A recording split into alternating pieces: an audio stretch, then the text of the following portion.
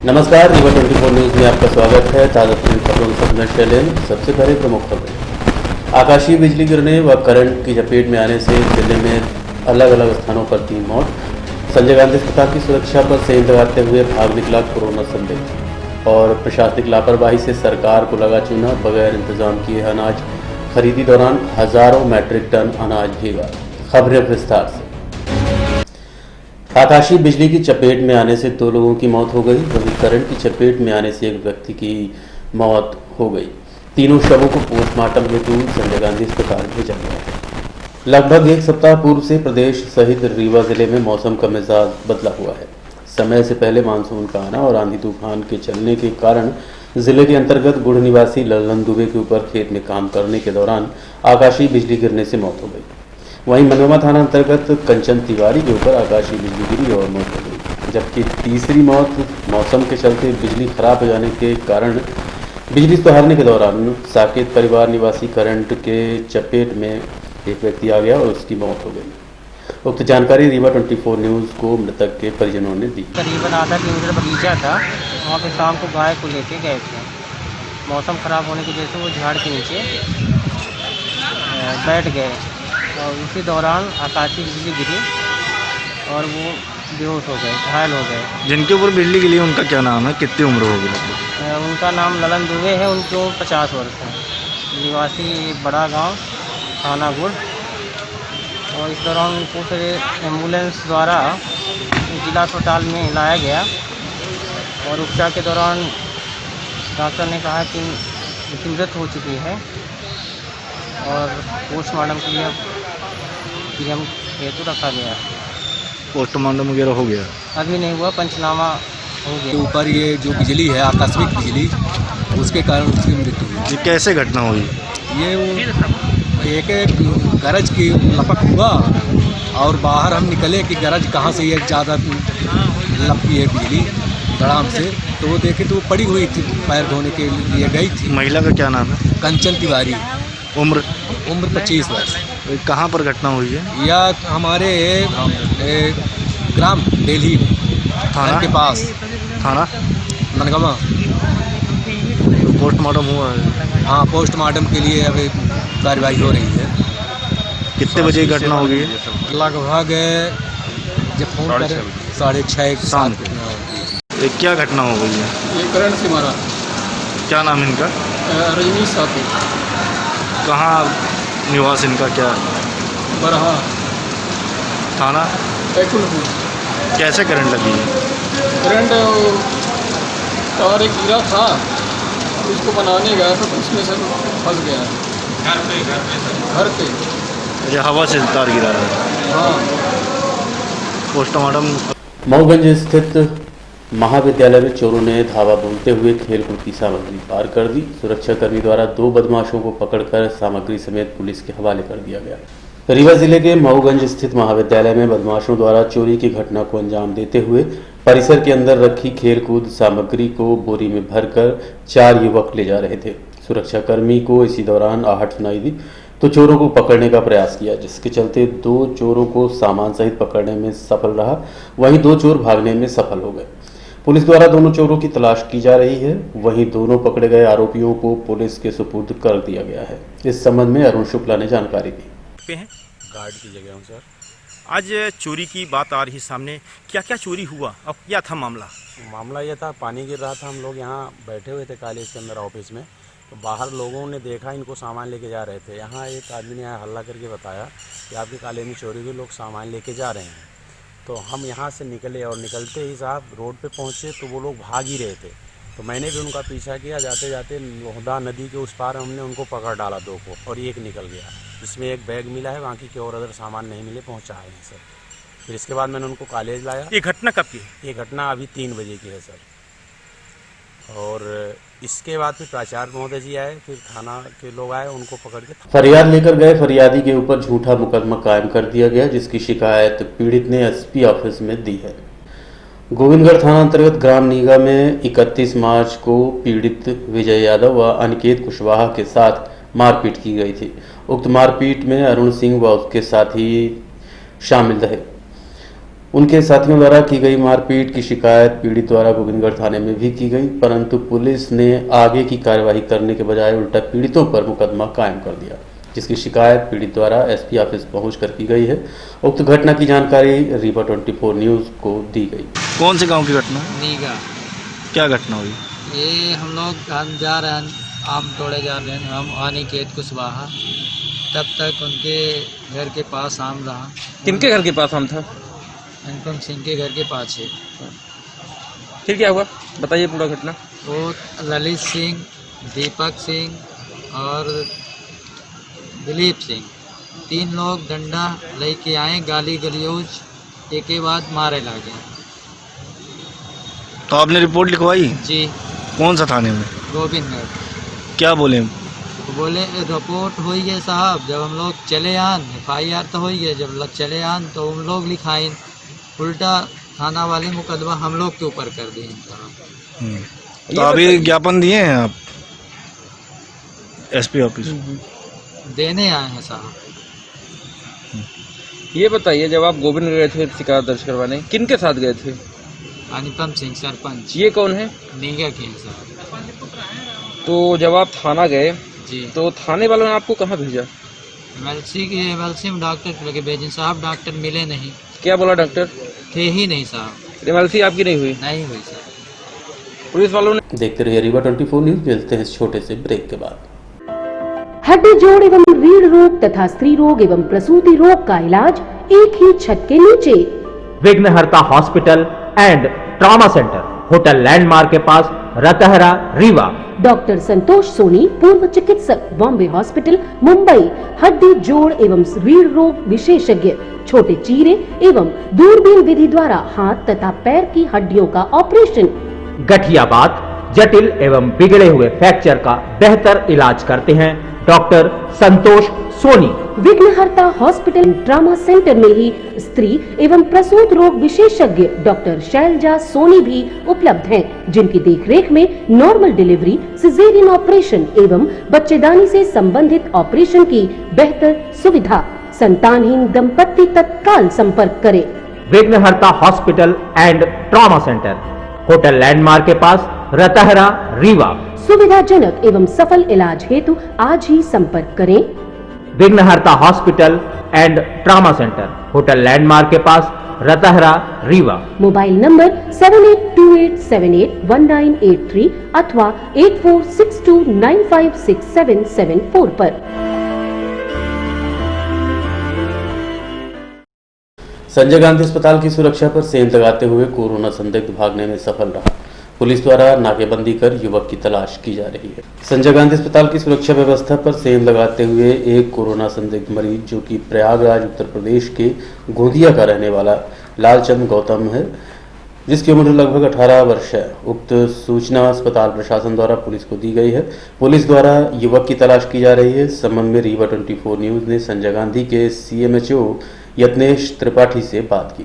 Patient था ऐसा बताया जा रहा क्या? हाँ, आज सुबह एक एक्सीडेंट से घायल होने से राज मौर्य नाम के एक व्यक्ति को लाया गया था, जिसके पैर में चोट होने के कारण हमारे यहाँ अस्थि रोग विभाग के चिकित्सकों ने भर्ती किया था उसे, और आकलन के बाद उसको कोरोना का जांच करवाया गया आज सुबह। लेकिन अभी 11 बजे 11:30 बजे के आसपास से वो मरीज जो है बिस्तर से कहीं ले जाया गया है, चला गया है।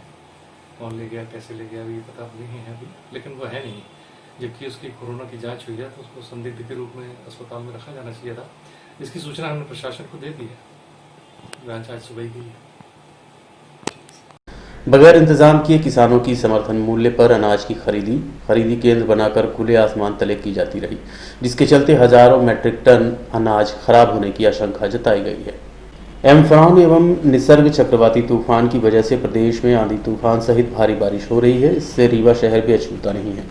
प्रदेश सरकार द्वारा किसानों के अनाज की खरीदी समर्थन मूल्य पर की जा रही है। जो खरीदी केंद्र बनाए गए हैं वहां सुरक्षा के पूरे इंतजाम नहीं है। ज़्यादातर खरीदी केंद्र खुले आसमान में नीचे बनाए जाते हैं। जिला प्रशासन व मंडी कर्मचारी अधिकारियों द्वारा बिना इंतजाम के खरीदी चालू की गई है और अचानक मौसम की दशा बदलने से करहिया, खड्डा, कोठी, बांसा समेत दर्जनों खरीदी केंद्रों का जायजा लेने निकली टीम ने देखा कि इस वर्ष का अनाज तो पूरा खराब हुआ है, साथ ही पिछले वर्ष के गेहूं का भी उठाव नहीं हो पाया, जिसके कारण काफी नुकसान हुआ है। आलम यह है कि खरीदी केंद्र में पिछले वर्ष का धान गेहूं उचित भंडारण न होने के कारण सड़-सड़कर आसपास के एरिया में सड़ांध भी मार रहा है। अनाज खराब होने के पीछे प्रशासनिक लापरवाही सामने आई है। यदि पिछले वर्ष की खरीदी किए गए अनाज को वेयर हाउस या अन्य इंडोर व्यवस्था बनाकर रखा जाता तो इस वर्ष खरीदा गया अनाज का भंडारण सही तरीके से हो जाता और शायद इतना नुकसान नहीं होता। हमारी टीम ने मंडी के साथ साथ वेयर हाउस का जायजा लिया, जहां देखा गया कि ज्यादातर वेयर हाउस खाली पड़े हैं, लेकिन प्रशासनिक अधिकारियों ने वहां अनाज भिजवाना उचित नहीं समझा। इस संबंध में बांसा में स्थित वेयर हाउस के ऑनर चंद्रमणि शुक्ला से बात की गई तो उन्होंने क्या कहा, आप खुद सुनिए। क्या बताना चाहते हैं आप?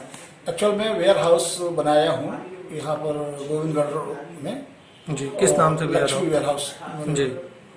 एग्रो सर्विसेज बासा गोविंदगढ़ के नाम से मेरा वेयर हाउस है और उसके भंडारण के संबंध में चर्चा करना है। बताइए क्या।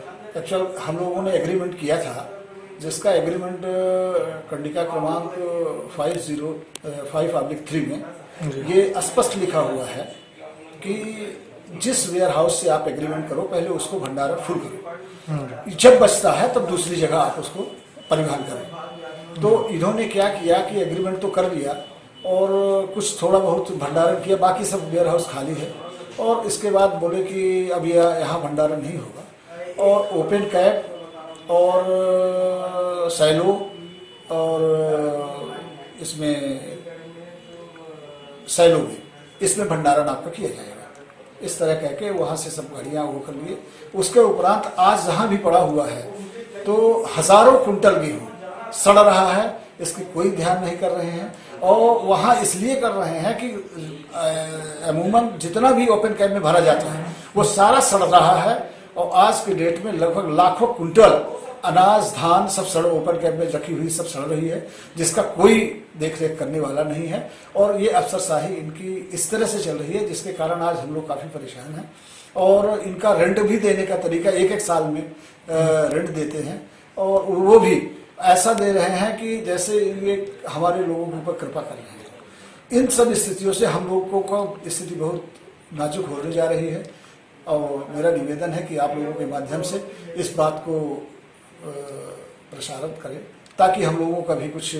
आपका गोदाम अभी खाली है? जी हाँ, खाली है। मतलब ये जो बाहर अनाज रखा हुआ है गोदाम के बाहर, वो अभी तक आपके गोदाम ही नहीं पहुंचा? नहीं पहुंचा, ये कह रहे हैं ओपन कैप में जाएं। वहीं करैया मंडी के चौकीदार एवं किसान नेता से रीवा 24 न्यूज चैनल ने बात की। वो पड़ा है, उसको भराई चालू है। ढका नहीं गया था क्या? ढका था, पन्नी उड़ गई है। बाकी नहीं उड़ी? हवा चलने से पन्नी उड़ गई।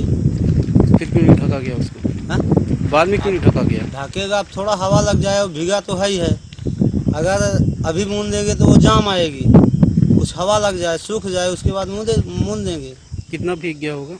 ज़्यादा थोड़ी भीगा है, 10-20 बोरी भीगा है, देख लीजिए नाले में। कोई आया था देखने अधिकारी यहाँ? हाँ, अधिकारी आके चले गए। क्या नाम है आपका? मेरा नाम कमल किशोर कोरी है। क्या है आप यहाँ? यहाँ चौकीदारी करता हूँ। शहर में जो भी गेहूं के खरीदी केंद्र बने हैं आप देख रहे हैं, ये बात पूरे मध्य प्रदेश में है। कई बार मांग की गई है कि खुले आसमान के नीचे खरीदी केंद्र न बनाए जाएं, लेकिन शासन खरीदी केंद्र हमेशा खुले आसमान के अंदर नीचे बनाता है, चाहे वो धान की हो चाहे गेहूं की हो। आप देख रहे हैं एकाएक तूफानी बारिश के कारण सब जगह है जहां भी ग्रामीण अंचलों में खरीदी केंद्र आसमान के नीचे वहां भीगा है। आप देखें मंडी प्रांगण में जो खैरा और बहुरी बांध का खरीदी केंद्र गेहूं का था, गेहूं के उठाव न होने के कारण यहाँ भी गेहूं भीगा है। हम आपके चैनल के माध्यम से माननीय प्रधानमंत्री जी से और मुख्यमंत्री जी से मांग करते हैं कि भविष्य में अगर धान की जब खरीदी होगी तो खरीदी केंद्र आसमान के नीचे न बनाइए, युद्ध स्तर पर गोदाम बनाए जाएं, हर खरीदी केंद्रों में गोदाम हो, गोदामों में खरीदी की जाए। आपने जैसे देखा अभी मंडी में पिछले साल की भी धान पड़ी हुई है, सड़ रही है। तो हम आपके चैनल के माध्यम से पूछना चाहते हैं माननीय प्रधानमंत्री से, माननीय मुख्यमंत्री जी से, माननीय रीवा कलेक्टर जी से कि धान का उत्पादन किसान इस बार करें कि न करें। आप बतला दीजिए, अब मानसून आने वाला है, अगर इतने धान का बम्पर स्टॉक है तो धान की उत्पादन किसान न करें, धान न लगाएं। हम आपके चैनल के माध्यम से सभी से मांग करते हैं कि जहां भी खरीदी केंद्र आसमान के नीचे रहे हैं, गेहूं भीग रहा है, देखिए वो क्षति, अब ठीक है कि किसानों से सरकार ने खरीदी कर लिया है, लेकिन क्षति तो हो ही रही है ना, अपने देश की क्षति हो रही, तो क्षति से बचाइए। जहां भी खरीदी केंद्र आसमान के नीचे हैं उन गेहूं का तत्काल उठाव करवाइए और आने वाले धान के सीजन के लिए आप दिशा निर्देश जारी करिए कितने एरिया में किसान धान बोएं, क्योंकि बम्पर उत्पादन हो जाता तो फिर धान की फसल भी सड़ती है। अब गेहूं को न सड़ाएं, आपसे यही विनती है। जहां जहां भी खरीदी केंद्रों में गेहूं पड़ा हुआ उसे तत्काल उठाव करवाएं। देखते रहिए रीवा 24 न्यूज। मिलते हैं इस छोटे से ब्रेक के बाद। विश्वास व शुद्धता का प्रतीक Varsha Gold Palace and Diamond, Narendra Nagar, Amhiya road, near Bal Bharti school, Rewa. Hallmark jewellery, जड़ाऊ ज्वेलरी, फैंसी ज्वेलरी के निर्माता एवं विक्रेता, IGI सर्टिफाइड डायमंड ज्वेलरी सिर्फ Varsha Gold Palace and Diamond में उपलब्ध। सभी राशियों के रत्न एवं उपरत्न उपलब्ध। Varsha Gold Palace and Diamond, जहां उपलब्ध हैं लक्ष्मी गणेश की चांदी की मूर्तियां, चांदी के आकर्षक बर्तन। विश्वास का रिश्ता निभाते हैं Varsha Gold Palace and Diamond. तो आज ही पधारें। Varsha Gold Palace and Diamond, Narendra Nagar, Amhiya road, near Bal Bharti school, Rewa. Phone number 07662255174। Mobile number 9926471985।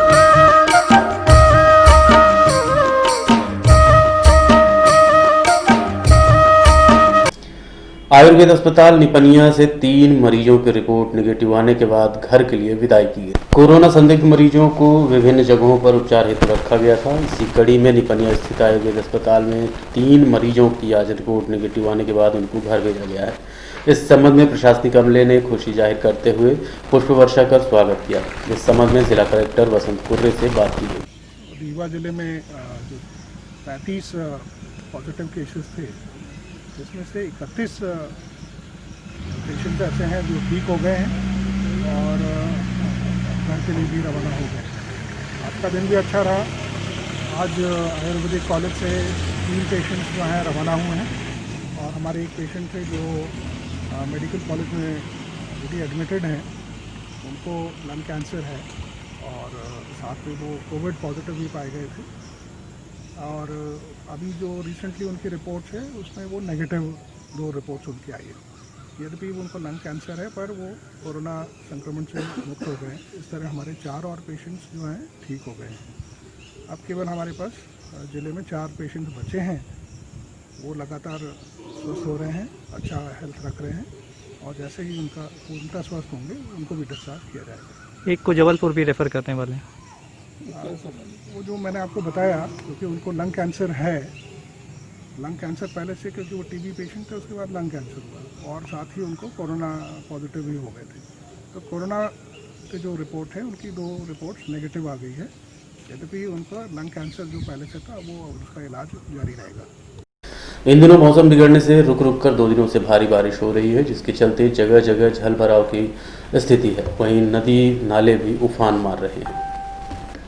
Research तूफान का असर जिला रीवा में भी देखा जा रहा है। पिछले 1 हफ्ते से मौसम का मिजाज बदला हुआ है। पहले आंधी तूफान और अब मूसलाधार बारिश का कहर जारी है, जिसके चलते शहर की कई कॉलोनियों में जल भराव हो गया।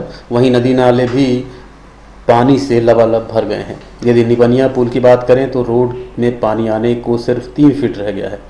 यदि आधे घंटे बारिश लगातार हुई तो जलमग्न हो जाएगा और यातायात भी बाधित हो सकता है।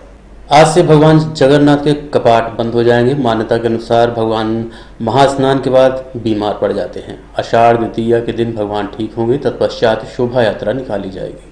शहर के बिछिया मोहल्ला में भगवान जगन्नाथ का मंदिर स्थित है। पुरानी मान्यता के अनुसार भगवान जगन्नाथ आज के दिन यानी ज्येष्ठ पूर्णिमा के दिन जगन्नाथ भगवान महास्नान कराया जाता है। उसके बाद वो बीमार पड़ जाते हैं, जिन्हें स्वास्थ्य करने के लिए वैद्यों के द्वारा औषधि प्रदान की जाती है। वहीं खिचड़ी व खीर भोजन दी जाती है।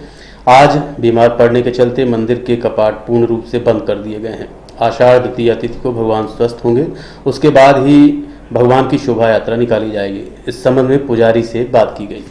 ज्येष्ठ पूर्णिमा को भगवान जगन्नाथ जी का महास्नान होता है और ऐसी मान्यता है, परंपराएं हैं कि आज उनको महास्नान के बाद बीमारी हालत में हो जाते हैं, उनको सर्दी हो जाती है और सर्दी होने के बाद वो जो है आज से पट बंद रहेगा और अंदर रहेंगे।